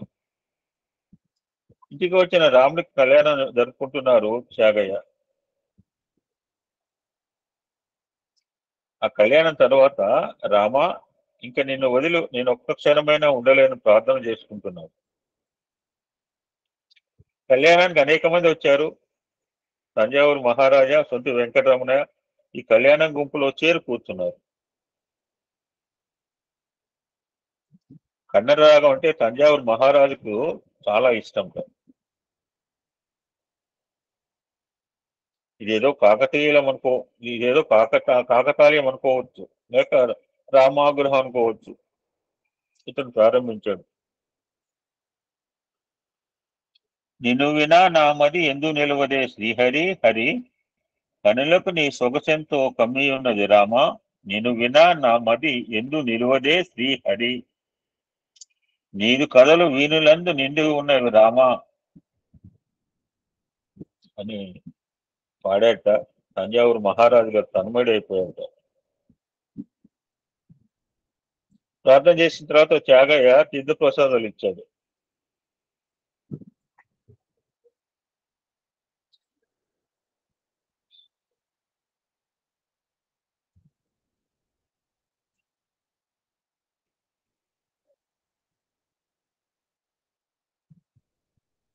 అందరూ నమస్కారం చేసుకుని వెళ్ళారు, కానీ ముగ్గురు మాత్రం అక్కడే ఉన్నారు. అందులో గొప్ప పండితుడు ముత్తుస్వామి దీక్షితులు ఒకరు, రెండో వ్యక్తి సొంటి వెంకటరమణయ్య గారు, మూడో వ్యక్తి తంజావూరు మహారాజు. ఏమండి, మనం గుంపుంటే చేస్తే ప్రసాదం తీసుకోవాలి పంపించండి అంటుంటాం. Quite natural. ఎక్కువ మంది గుళ్ళో ఉన్నాయితే అదే అని చెప్తా. కన్నయ్య గారు ప్రసాదం తీసుకోవాలి బయటకు పంపండి, బయటకు వెళ్ళండి. ఏమండి, ప్రసాదం తీసుకున్నారు కదా, ఇంకా మీరు వెళ్ళలేదే అన్నాడు త్యాగయ్య. ఎందుకంటే రాముడికి ఏకాంత సేవ చేసుకోవాలని ఆయన పాపం. అప్పుడు వారు నలువైపులా చూశారు, మారు వేషాలు విప్పారు. మీరు మహాపండితులు. మహారాజు అప్పుడు చిన్న కోరిక కోరాడు.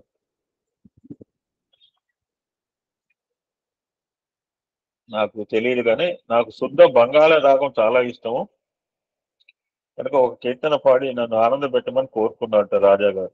త్యాగయ్య ప్రారంభించాట. రామభక్తి సామ్రాజ్యము ఏ మానవులకు అబ్బును మనస,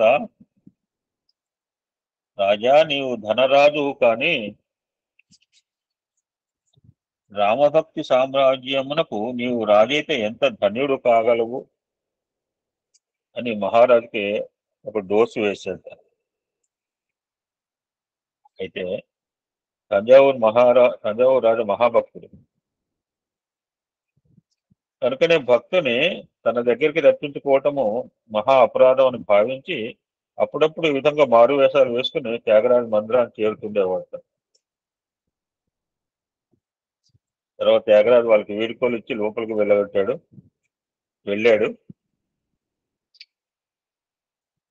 బ్రోచుటకు ఎవరున్నారు, నన్ను బ్రోచుటకు ఎవరున్నారు, పరమాత్మ నేను విన నన్ను బ్రోవుటకు నీవు తప్ప అన్యము నాకెవరూ లేరు. ఈ మహారాజులు కాదు, ఈ గురువులు కాదు, ఎవ్వరు కాదు, నన్ను బ్రోవటానికి నీవు తప్ప అన్యులు లేరని ప్రార్థించాడు.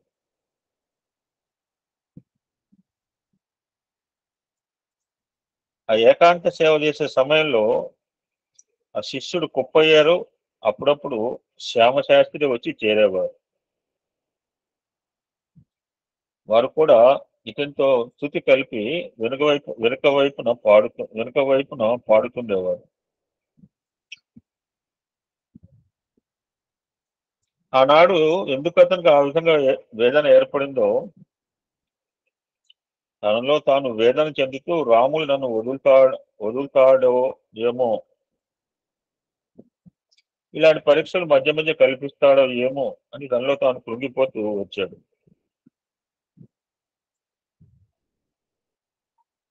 అమ్మాయి జాహ్నవి, బ్రోచేవారెవరురా వస్తే పాడు నీ టర్మ్లో. బ్రోచేవారెవరా నిన్ను వినా రఘువరా, నన్ను బ్రోచేవారెవరురా.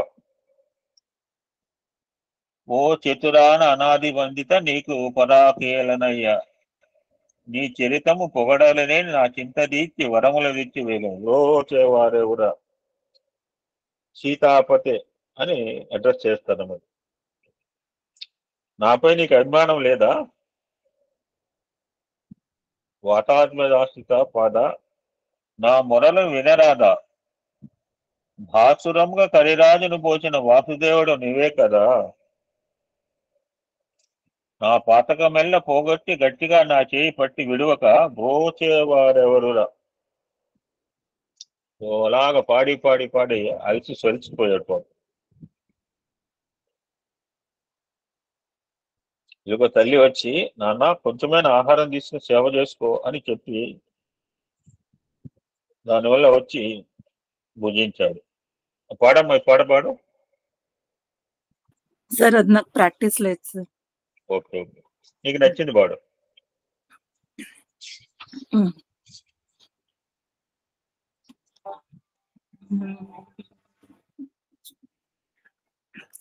నగుమో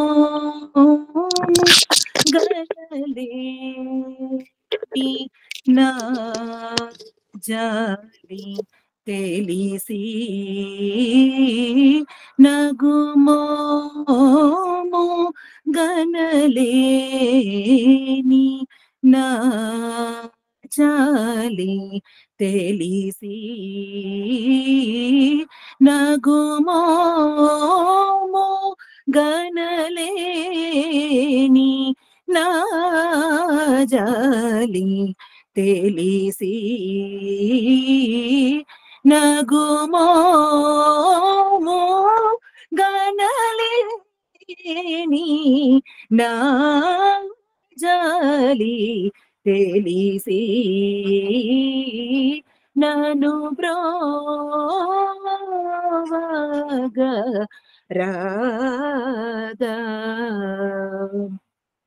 శ్రీ రఘువర నీ నగుమో గనలేని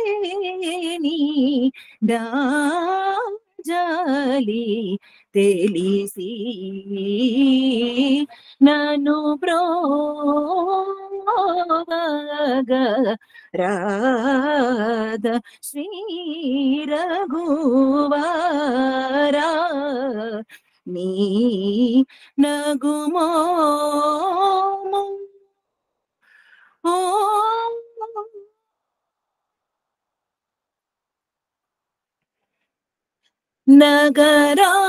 నగరాజ ధరణి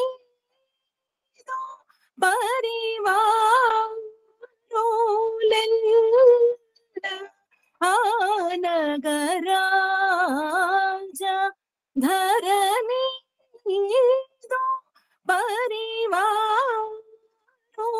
పరివారులెల్ల ఆ నగరాజ ధరణిలో పరివారులెల్ల ఆ నగరాజ ధరణిలో పరివారులెల్ల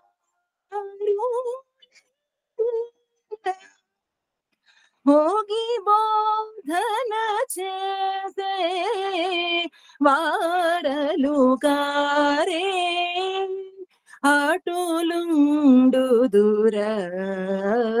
ಹೋಗಿ ಬೋಧನ చేసే వారలుగారే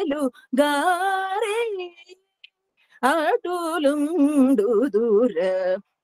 నీనగుమో ఓ మోగనలేని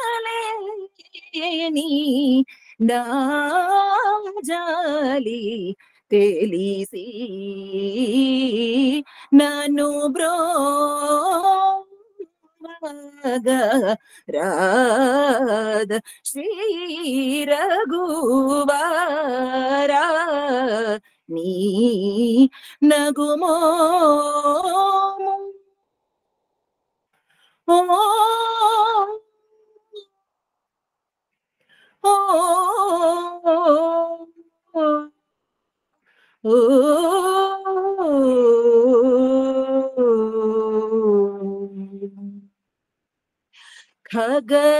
ఖగరాజు నియానతి వినివేగ చనలేదో ఓ ఖగరాజు నియానతి వినివేగ చనలేదో గగనానికి ఇలకు బహుదూరం పని నాడో గగనానికి ఇలకు బహుదూరం బని నాడో జగమే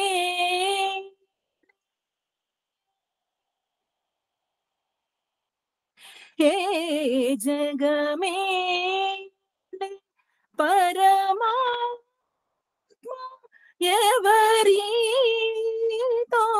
మొరలిడుదో ఈ జగమే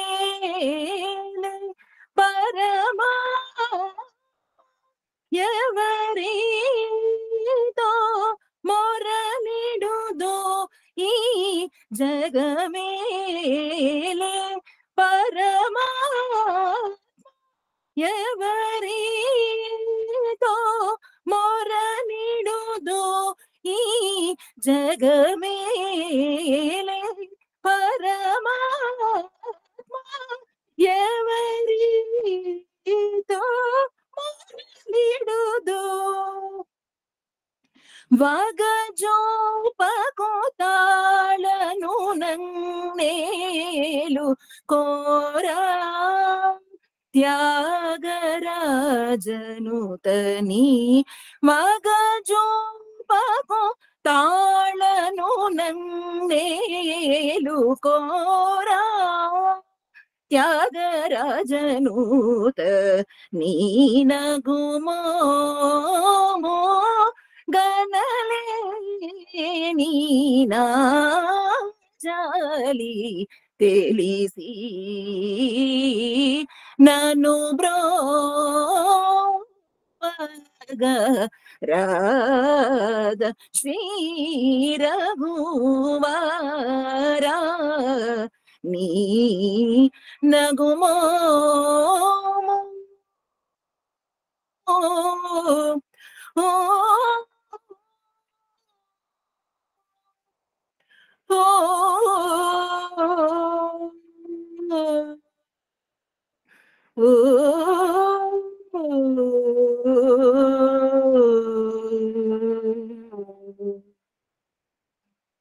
సాయిరామ్. ఆ విధంగా కాలచక్రం ఆగదు గడిచిపోతుంది. మన కాలచక్రం కూడా గడిచిపోతూనే ఉంది. నేను కూడా చూసుకుంటున్నాను టైం పైన. ಹಾಡುವುದಾ? ಯಾರದು? Sir please educate that madam sir.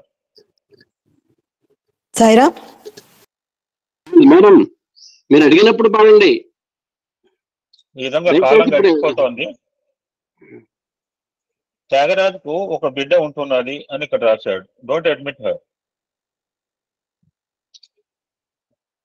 కానీ ఇంకొక చోట ఏం చెప్పారంటే ఆడికి పిల్లలు లేరు, అన్న కూతురు పెంచుకున్నారని ఒక చోట అన్నారు. మరి ఏది కరెక్టో ఇప్పుడు డిస్కషన్ చేయదలుచుకోలేదు. ఇక్కడైతే స్వామి చెప్పిన దాంట్లో ఆమె పేరు సీతాలక్ష్మి. కమలాంబ అంటే భార్య తన కూతురుకు వివాహం చేయాలని భర్తను ప్రోత్సహించింది. జనరల్ గా ప్రతి వైఫ్ అడుగుతూనే ఉంటారు. అంటే భర్తకు తెలియదు అంటే భర్త కూడా తెలుసు. ఆమెకు ఒక మార్గం చేస్తే మనం ఏ విధంగా కాలం గడిపినప్పటికీ తొందర ఉండనందు. అది కరెక్ట్. అన్నందుకు మనం పెళ్లి చేయాలి అని చదివించి బాగు చేయాలి. అంతవరకు మన బాధ్యత. మిగిలిన పూసుకోవద్దు. త్యాగయ్య కుటుంబం అంటే గ్రామం అందరికీ గొప్ప అభిమానమే.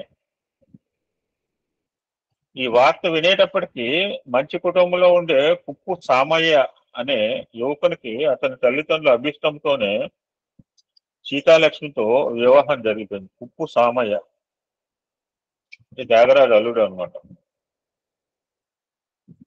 వివాహానికి గొప్ప గొప్ప పండితులు, ముత్తుస్వామి దీక్షితులు, శ్యామశాస్త్రి కూడా వచ్చారు. అందరికీ విందు జరిగింది. ఆ కేరళ నుంచి వడివేలు అనే గొప్ప సంగీత విద్వాంసుడు కూడా వచ్చాడు. ఆ వడివేలు గానం చేశాడు. అంటే మన పరిభాషలో ఆనాడు రిసెప్షన్ అన్నమాట స్వామి చెప్తున్నారు. ముత్తుస్వామి దీక్షితులు రెండు మూడు పాటలు పాడాడు. శ్యామశాస్త్రి ఒక పాట పాడాడు. త్యాగరాజును సొంటి వెంకటరమణ ఒక పాట పాడమని కోరాడు. ఇందాక అమ్మాయి పాడిన పాట. నగుమోము కనలేని నా జాలి తెలిపే జగమేలే పరమాత్మ ఎవరితో మొరలిడుదు పగతూపకు తాళము నన్నేలు కోరా త్యాగరాజనుత నగుమోము కనలేని ఖగరాజు నీ యానతి విని వేగి చెనలేదే గగనానికి ఇలకు బహుదూరం వినివాడు అని కీర్తన పాడేటండి. ఇందాక అమ్మాయిని పాడిన పాట. బ్యూటిఫుల్ అర్థం ఉంది. స్వామి చాలా బాగా నేరేట్ చేశారు ఈ కీర్తనకి. ఇందులో అద్భుతమైన అర్థం ఉందని చెప్తూ స్వామి నువ్వు వైకుంఠవాస అని అనుకుంటుంటారు. గజరాజు ప్రార్థిస్తే ఆ గజరాజు శబ్దము ఎంత దూరం పోతుందో అంత దూరంలో భగవంతుడు ఉన్నాడన్నమాట. అర్థమవుతుంది కదండి. అది గజరాజు పిలిపి ఉన్నాడు అంటే గజరాజు ఎక్కడున్నాడో వైకుంఠం ఎక్కడున్నాడు. నా హృదయనాదం వినే స్థానంలో నీవు ఉంటున్నావు. నా హృదయనాదం నాకే వినిపించదు, నీకే వినిపిస్తుంది. అన్నిటికంటే అతి సమీపంలో ఉండేవాడు భగవంతుడు. మనం తపోవనంలో చదువుకున్నాం. ఆ పిల్లవాడు భజన చేయటం, స్వామి లేచిపోవటం, వాళ్ళ అమ్మకి గుండె జబ్బు.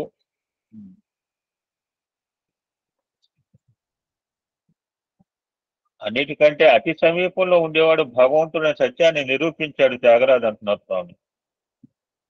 తల్లి కంటే మిగులు దైవంబే దగ్గర, తల్లి కంటే దగ్గరైన వాడు నా స్వామి కనుక నా మొరను వినేవాడు నా హృదయ స్థాయి అనే అర్థం పండితులందరూ గుర్తించుకోవాలని ఈ పాటను ప్రారంభించారు. సో ఆయన పాట కీర్తనలో నిన్న సారీ అమ్మాయి ఎవరో 4000 అండి. రామాయణంలో 24,000 శ్లోకాలు రాశాడండి. ఈయన రాసిన కీర్తనలు 2400. Take it note down. ఇందాక మొదట్లో చెప్దాం అనుకున్నాను. ఆ అమ్మాయి ఎవరో 4000 అండి. రిటర్న్ 2400. అందులో 700 ప్రాచుర్యంలో ఉన్నాయి ప్రస్తుతం.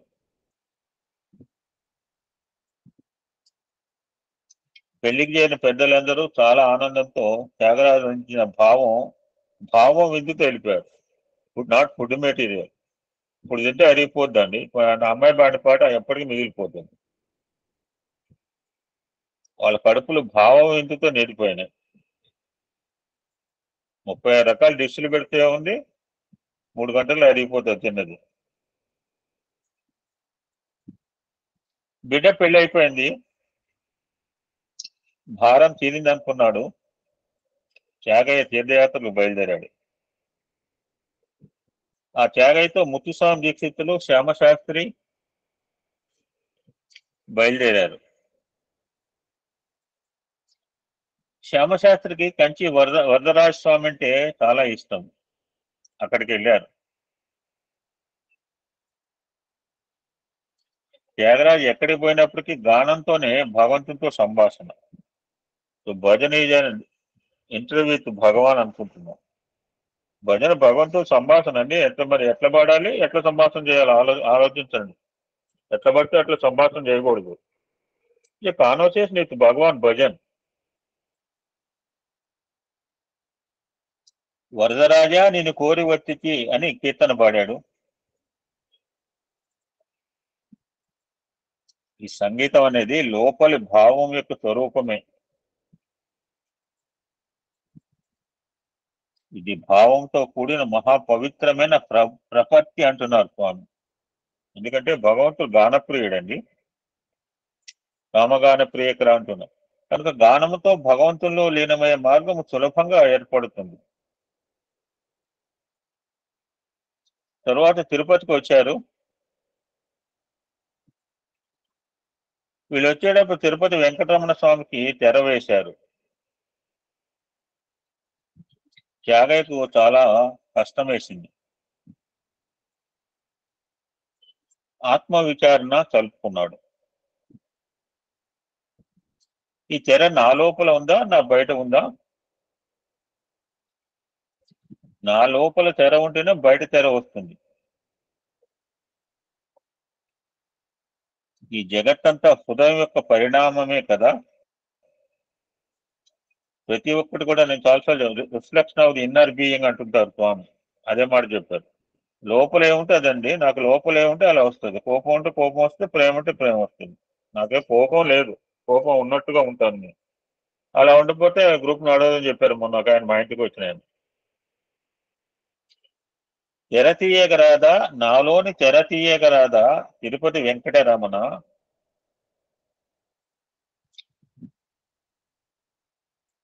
కేవలం ఈ తెర కాదు,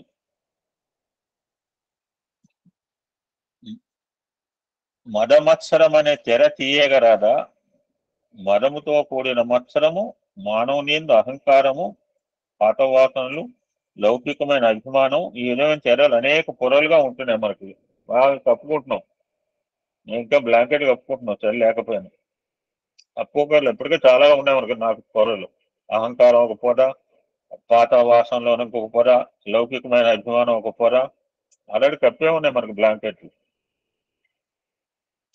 జీవితం అంతా అరలతో, పొరలతో, తెరలతో కూడింది. అంత అద్భుతంగా చెప్తున్న స్వామి చూడండి. నీకు గూగుల్లో కొడితే త్యాగరాజు లైఫ్ హిస్టరీ రావచ్చు, కానీ ఈ మాటలు రావు.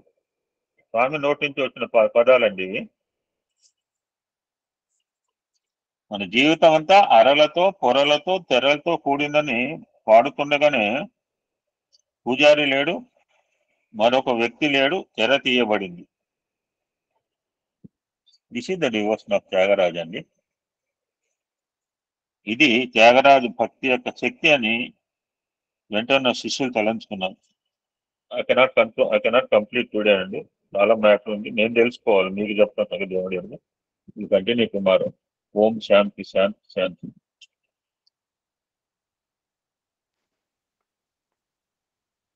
శ్రీరాముల దివ్య నామ స్మరణ చేయుచున్న చాలు ఘోరమైన తపములను కోరనేటికే మనసా శ్రీరాముల దివ్య నామ స్మరణ చేయుచున్న చాలు ఘోరమైన తపములను కోరనేటికే మనసా శ్రీరాముల దివ్య నామ స్మరణ చేయుచున్న చాలు ఘోరమైన తపములను కోరనేటికే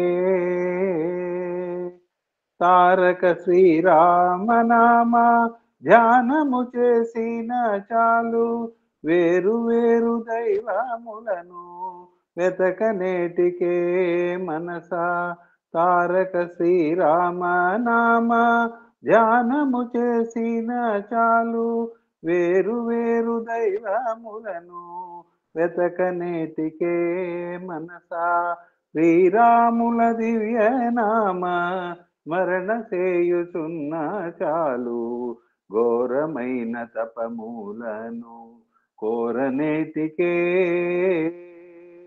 భాగవతుల పాదజలము పైన జల్లుకున్న చాలు భాగీరథికి పోయేననే భ్రాంతి ఏటికే భాగవతుల పాదజలము పైన జల్లుకున్న చాలు భాగీరథికి పోయేననే భ్రాంతి ఏటికే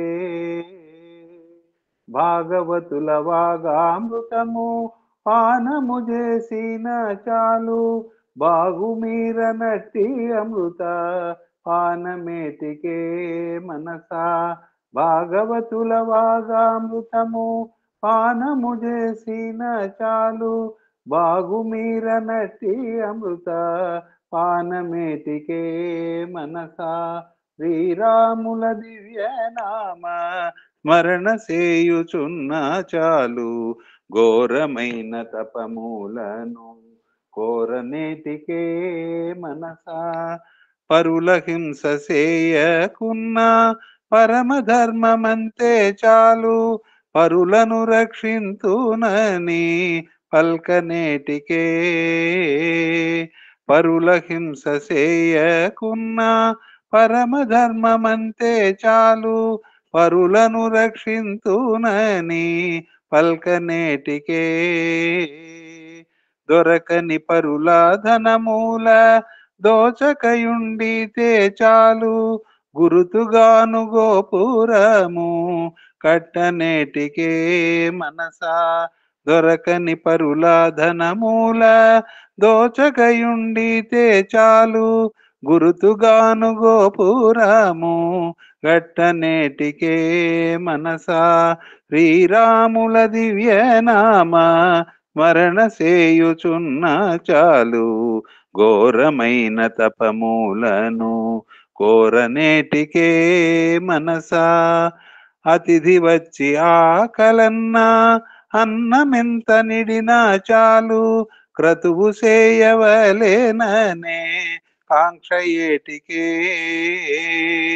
అతిథి వచ్చి ఆకలన్నా అన్నమెంత నిడినా చాలు క్రతువు చేయవలేననే కాంక్ష ఏటికే